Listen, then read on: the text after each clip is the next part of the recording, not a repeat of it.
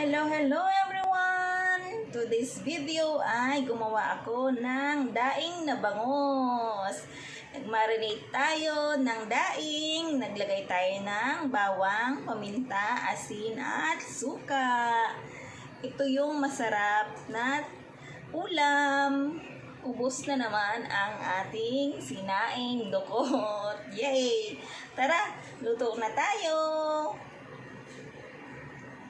Tips po para hindi magtalsikan yung pagprito natin sa ating bangos.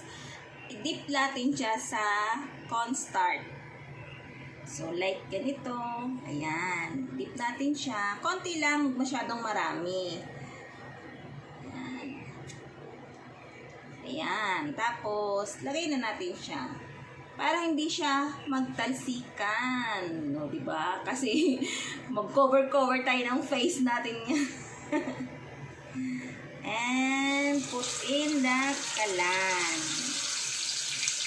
And dip again. Dip. Oy, ang aking alaga. Mag-dip po siya sa iyahang kuan. Amoy-amoy po siya sa face. Oh. Diba? Oh, look po yung ating prito. Lagay tayo ng cornstarch para hindi po magtalsikan yung ating bangos habang siya ay nagpiprito. Ito na yung ating daing na bangos.